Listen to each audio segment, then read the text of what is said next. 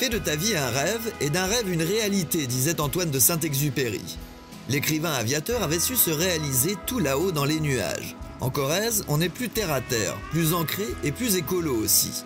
On préfère emprunter rails et wagons et se faire zioter par les troupeaux de vaches limousines. Ici à Seillac, on réapprend à prendre le temps pour contempler ces machines et ces décors créés par Grégoire, un passionné de première classe.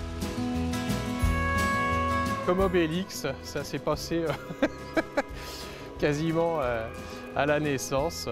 J'ai eu cette passion-là, je ne sais pas d'où ça vient parce qu'il n'y avait pas de cheminot à la maison. Ça a été une passion jusqu'à l'âge de 13-14 ans. J'ai une seconde passion qui a été la musique. Je suis devenu musicien par la suite et puis un jour ça m'a repris brutalement et puis j'ai décidé de réaliser mon rêve de gamin. Le parc, on l'a créé en 7 mois, en 2015. Ça a été 7 mois de travaux, 7 jours sur 7, 10-15 heures par jour. C'est mon rêve d'enfant que j'ai réalisé avec ma femme et puis nos enfants qui nous ont filé un gros coup de main.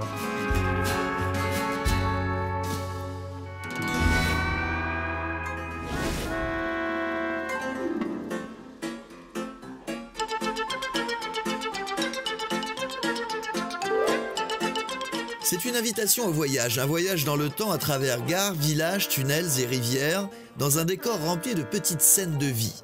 L'heure n'est pas à la nostalgie d'un paradis perdu, mais plutôt à une comptine ou une incantation favorisant le retour d'une certaine douceur de vivre. C'est un parc de trains miniatures, mais pas que. Vous avez plus de 3500 plantations naines, des maquettes que je fabrique à 70% de A à Z, ce sont des créations maison. Et puis vous avez plus d'une vingtaine de trains miniatures à l'échelle du 1/24e qui circulent dans le parc. Tout est à la même échelle. Toutes ces maquettes et puis toute cette végétation sont aussi animées par des différentes scénettes avec plein de petites figurines. Il y en a plus de 650 dans le parc. Au niveau des trains, vous avez 1 km de rails déjà. Il y a des trains de toutes les époques, aussi bien trains à vapeur, trains diesel, trains électriques. J'ai fait deux réseaux tout à fait distincts. Un réseau de trains américains, donc avec des décors américains, et puis un réseau de trains européens. Ce que j'aime dans le train, c'est l'aspect esthétique, c'est l'aspect artistique. Quand je crée une rame, sauf quand c'est des rames qui sont déjà existantes, mais j'essaye de créer des trains qui soient harmonieux aussi bien dans les couleurs que dans les formes, même dans les trains de marchandises. J'enquille pas les wagons les uns après les autres pour faire un train de marchandises. Je regarde esthétiquement ce qui va donner dans le décor en circulant.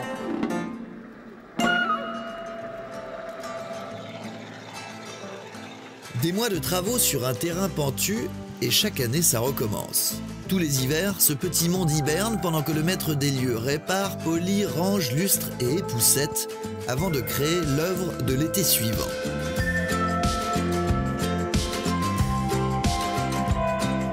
D'abord, quand je ferme le parc, je démonte tout le décor, sauf les rails et les ponts. Ensuite, je restaure tout. Je restaure toutes les maquettes. Je repeins à peu près 300 figurines chaque année. Je révise tout le matériel roulant. Et puis, je fabrique les nouveautés pour l'année suivante. C'est-à-dire que chaque année, le parc évolue. Je fabrique des nouvelles maquettes. Donc, je crée des nouveaux espaces dans le décor. À la fois un travail de jardinier, à la fois un travail de paysagiste, de maquettiste. Enfin bon, il y a plein de choses.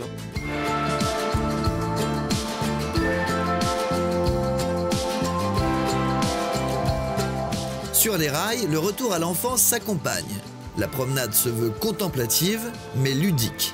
À l'entrée, quand les personnes arrivent, que ce soit des enfants ou des adultes, je leur laisse une petite liste d'une quarantaine de figurines à repérer, à retrouver visuellement dans le décor. Quand ils font le jeu, il y a quelque chose d'humain qui se passe ici. Ils s'échangent des informations. Toi, tu as trouvé quoi ou vous avez trouvé quoi? Moi, je peux vous échanger. Les gens parlent. Ce que je remarque, c'est que dans la vie de tous les jours, on dit qu'on est dans l'ère de la communication, mais les gens n'ont jamais été aussi seuls. La solitude, c'est atroce. Quand je les vois tous sur leur portable, les uns à côté des autres, en train de se parler par texto, moi, je trouve ça délirant. Ici, les gens se parlent vraiment, on communique. C'était aussi le but de créer ce jardin. C'était de pouvoir faire partager cette passion avec le plus de personnes possible. Ça reste un rêve, donc un rêve de gamin. En rentrant dans ce rêve, dans cette espèce de bulle un peu magique, bah on se déconnecte un peu de cette vie de fou qu'on vit actuellement. C'est vrai que la plupart des personnes qui viennent ici me disent « on se repose, c'est paisible chez vous ». Je dis malgré les trains qui tournent, non, mais en fait, ça crée une espèce de déconnexion totale. C'est une expérience extraordinaire. Hein. C'est quand vous avez une idée ou en tout cas un rêve que vous traînez depuis que vous êtes môme, le matérialiser est une expérience fantastique. D'autant plus que là, on est avec la matière, c'est quand même la terre, les végétaux, les plantes. Quand j'ai réalisé le parc, c'est comme si je réalisais une énorme sculpture, une très grande peinture ou même une œuvre musicale parce qu'en fait, tout est rythmé ici, tout est rythmique. La nature est très puissante ici. Elle n'a pas été dénaturée comme dans beaucoup d'autres endroits. Je veux dire, l'arbre est roi ici. La Corrèze est verte.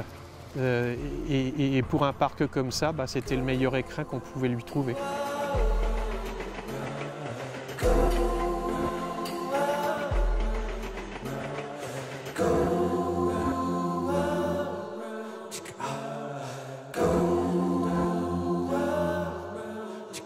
Stop.